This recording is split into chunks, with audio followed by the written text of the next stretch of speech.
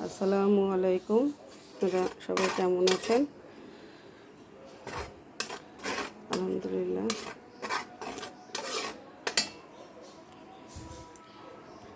আশা করি আপনারা সবাই ভালো আছেন।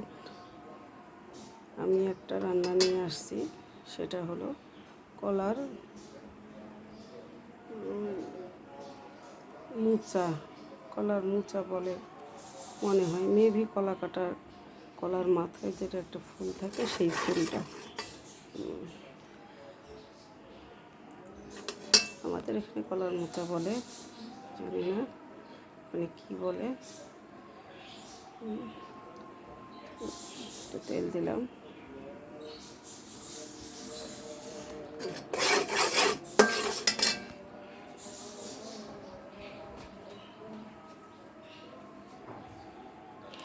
পেঁয়াজ কাঁচামরিচ দিয়ে দিলাম।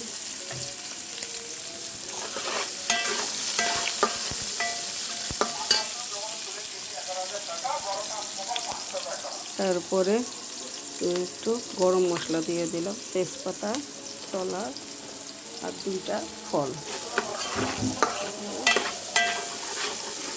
এছাড়া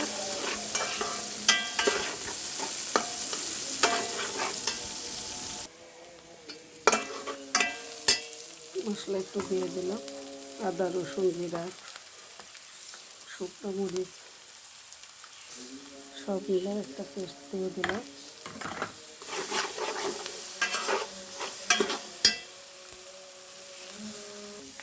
মাঝখানে একটু আমি হলুদ আর লবণ দিয়ে দিলাম।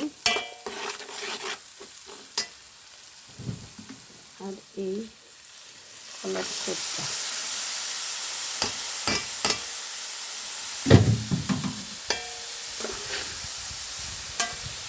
দেখে হয়তো কালো মনে হচ্ছে, এটার কষ্টটা এরকমই হয়। রান্নার পর খেতে অনেক মজা লাগবে। এটাতে প্রচুর আয়রন থাকে।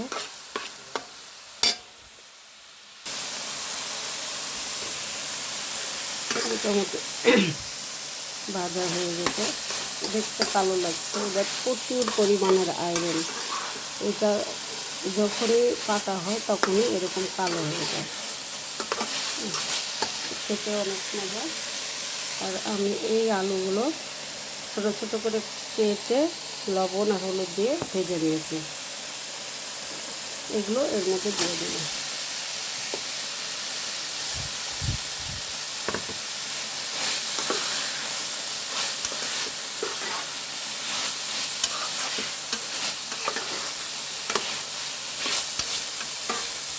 এটার লোকটা কত সুন্দর এসেছে। এটা কালো হলে খেতে অনেক মজা।